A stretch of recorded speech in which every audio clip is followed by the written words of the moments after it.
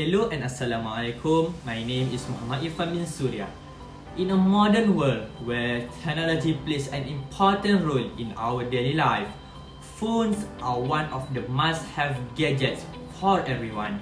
I am sure each one of you have your mobile phone, right? As the era changing, the technology has been growing rapidly to meet the current needs. Most students today are very addicted to the use of mobile phone. According to Malaysia Communication and Multimedia Commission, the statistic of mobile phone users for people below 20 years old is second higher in our country, with 95.6% users. After doing extensive research for this speech, it made me realize that mobile phone affect the student badly, especially in their attitude as a student. Today, I hope to persuade each of you to not allow mobile phone to school in order to maintain academic performance and mental health. Firstly, students should not be alone mobile phone because it will bring distraction to students.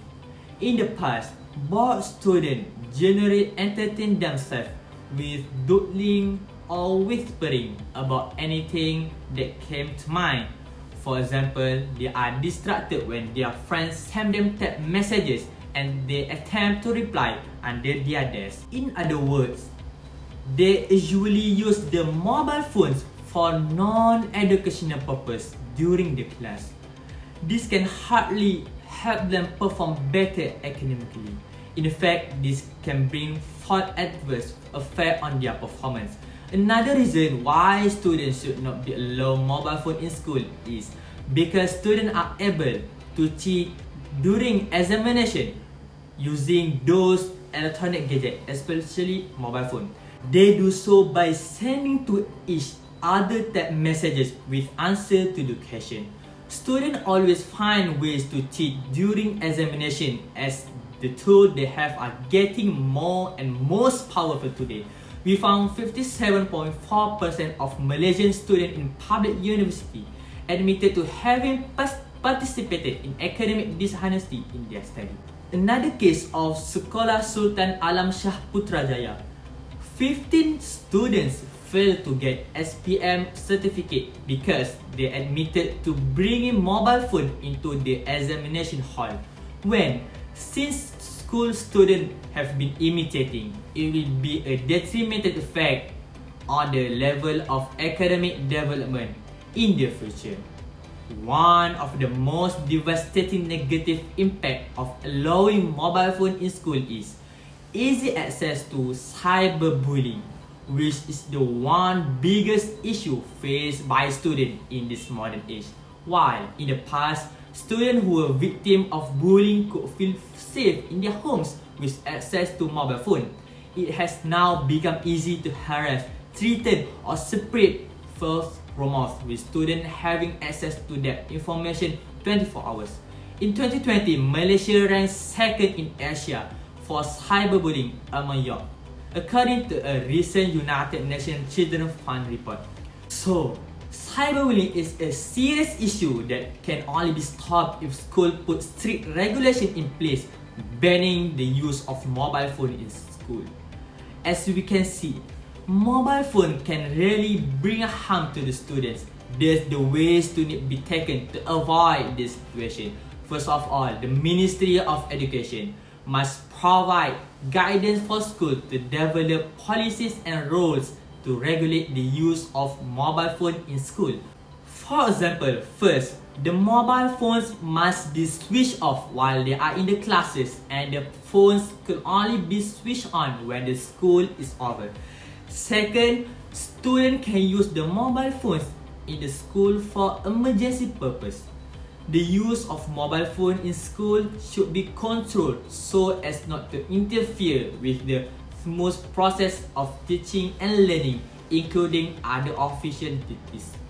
Students learn more when learning is active mode. In addition to the teacher being active, students should be allowed time to be active as well.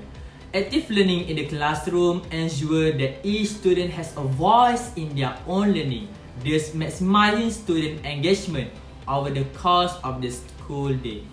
Students who have learned to be more active in class are also more prepared to learn on the job, to pursue the ideas and questions that matter to them, and feel engaged and motivated during the time they spend in school. One of the most compelling arguments in favor of mobile phone bans in school is the potential benefit to student mental well-being. Some schools have already taken this step because they are aware of the long-term effect on student emotional and mental well-being that school media and screen use may have. People under age 20 who spend their lunch breaks staring at their phones are simpler to monitor than those who are not. Schools, on the other hand, must be aware of the impact they have on students, and the Department of Education must regard this as a crisis in our educational institution.